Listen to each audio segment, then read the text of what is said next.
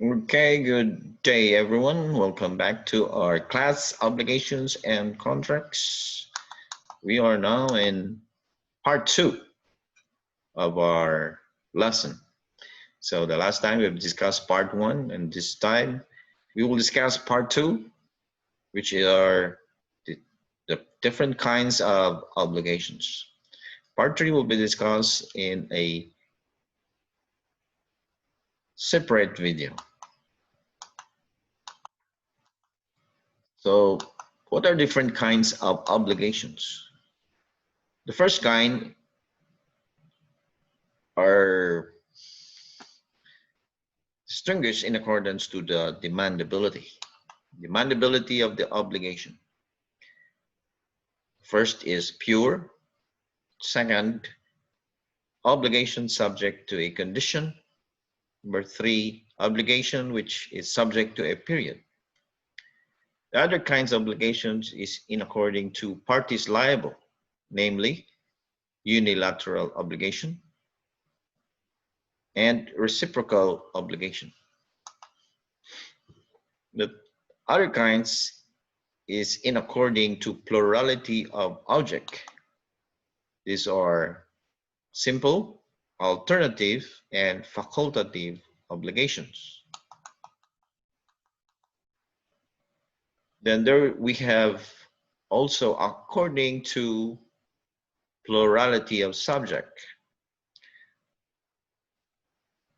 Subject meaning the active or passive subjects, which are the debtors and the creditors.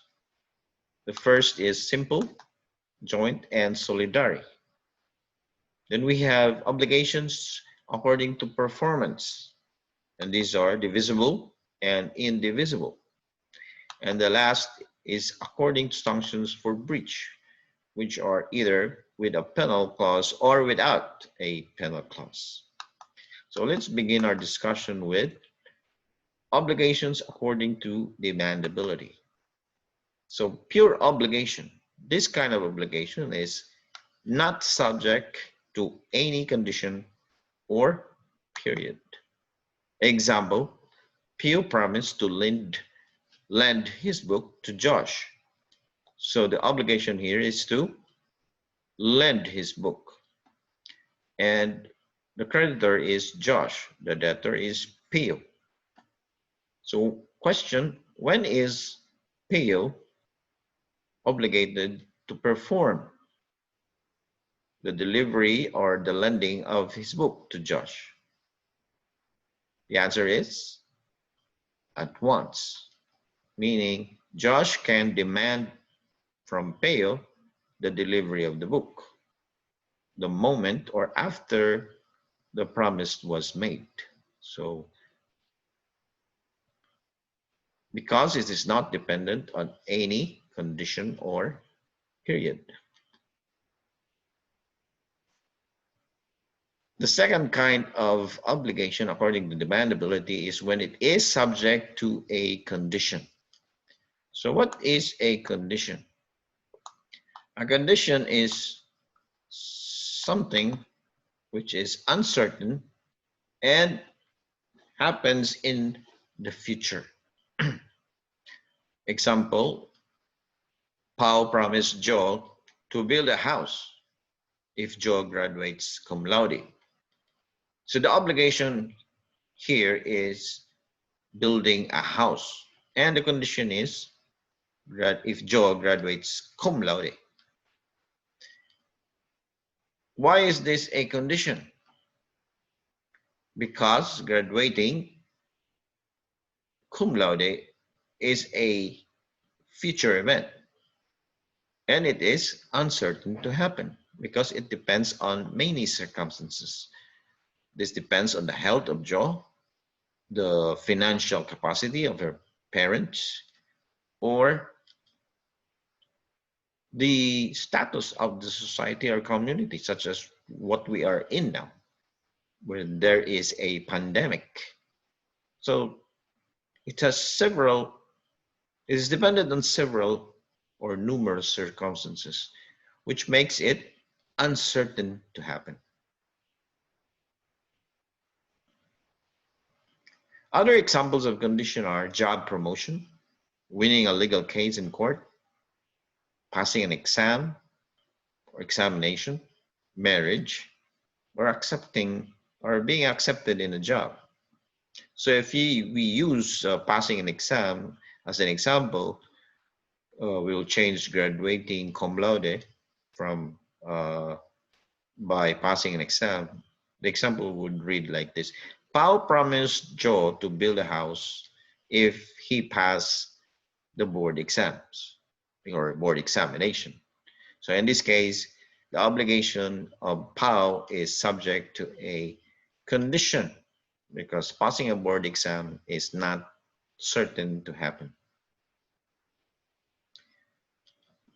The third kind of obligation subject to a to demandability according is when the obligation is subject to a period.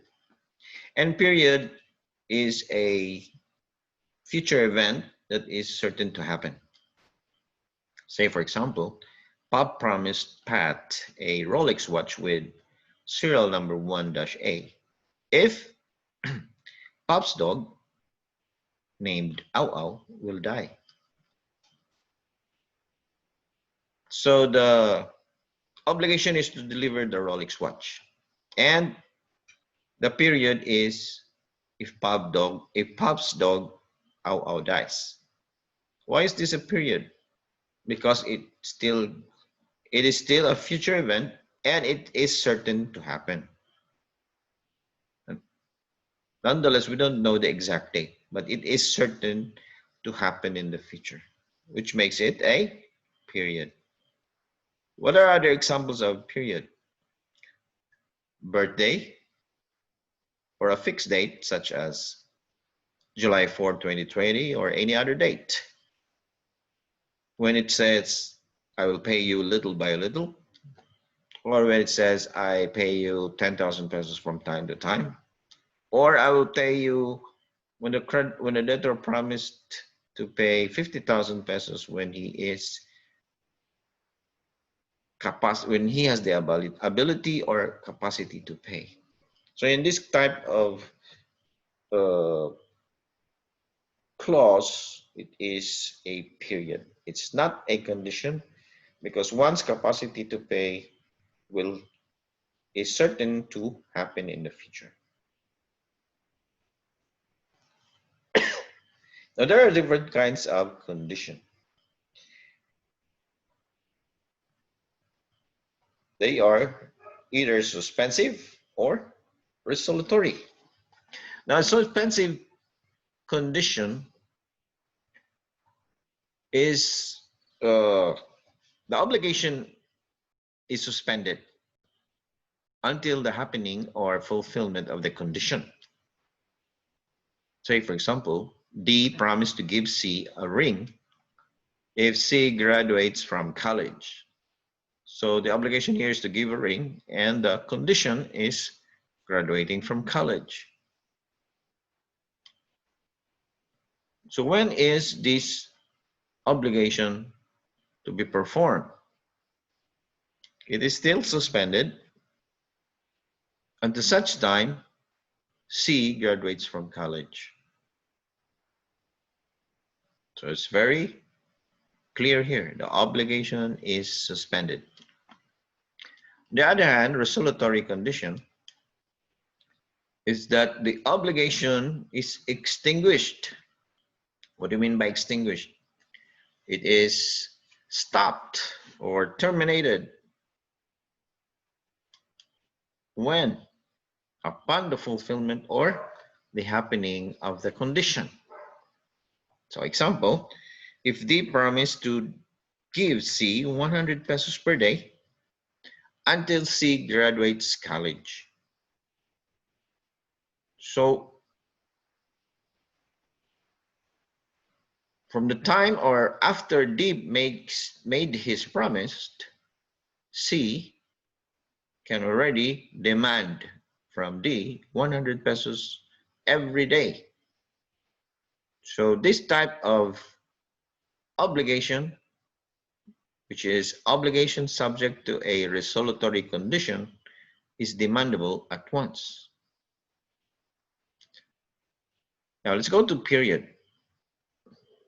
The kinds of period is similar to kinds of condition, which are suspensive or resolutory. The obligation is suspended in an obligation subject to a suspensive period, the same as condition, suspensive condition. When is it due or demandable?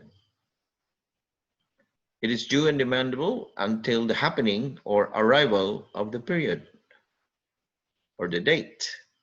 Example, D promised to give C a ring on C's 23rd birthday. So in this case, the obligation of D to deliver the ring to C is still suspended until such time C will celebrate his 23rd birthday. Very clear. Obligation is still suspended. Meanwhile, in the resolutory obligation subject to a resolutory condition, the obligation is already demandable after the debtor made the promise. It's the same as this one here.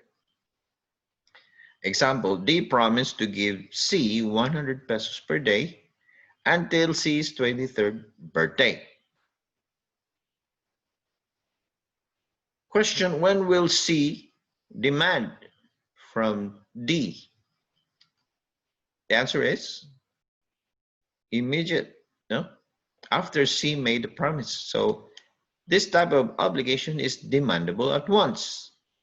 And D therefore is bound to give C 100 pesos every day. And when shall it stop? It shall be extinguished, or it will stop upon the happening of the period, and which is the birthday of C, or when it is C's 23rd birthday.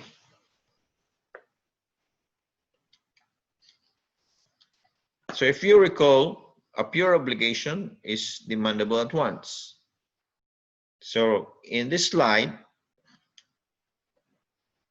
there are two other obligations which are also likewise demandable at once, namely obligation which is subject to a resolutory condition, or an obligation which is subject to a resolutory period. So when I will ask you a question, what are the obligations which are demandable at once? There are three answers, namely pure obligation. Number two, obligation which is subject to a resolutory condition. And number three, obligation which is subject to a resolutory period. So please take note of that.